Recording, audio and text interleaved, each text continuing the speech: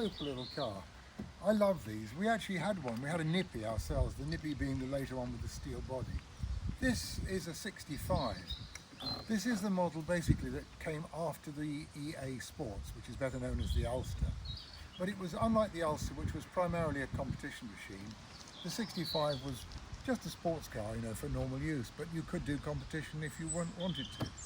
Everything about this car is gorgeous, actually. She was restored in the late 80s, early 90s, and she's actually the very same car that appears in the Rinsey Mills book, Original Austin 7, because she's so correct.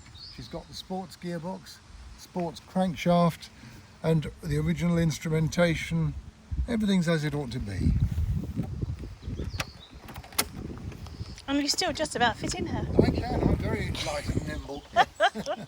But yeah, because I mean this model with the aluminium body, the 65, which meant 65 miles per hour capability, was only for 2 seasons.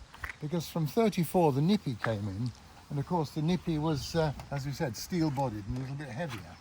So this is the correct aluminium body, all the correct engine bits, you know, the 9E mark cylinder head and everything. Say sports crankcase. Engine was rebuilt using a new crank.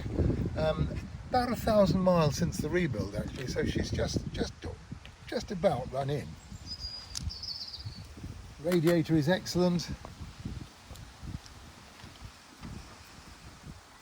There's quite a lot of room in these two. Well, do you remember we've both driven? There is a lot of room. Actually. Yeah. It is actually quite deceptive. And the guy who owns it, he's 6 foot something, He's isn't he? well over 6 foot, yeah. But yeah, the correct carburetor. So many of these have been messed about with. They're not quite proper, but this is about as proper as you would ever find, actually.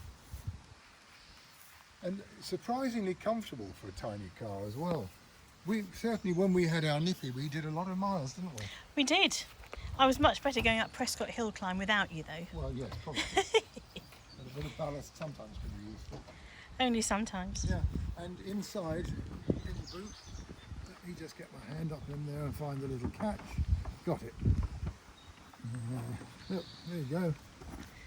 Very well. Side screens too, again, which are not so usual on these cars. You don't often see that, but she's got the tools in the right places. And of course, there is that's an accurate fuel gauge there.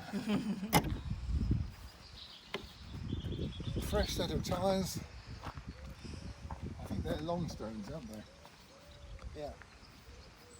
And locally registered, not far from here actually. It's a West Sussex registration number.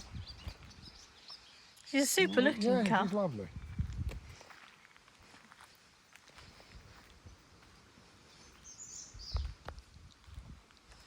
The hood's good. It's a full tonneau cover.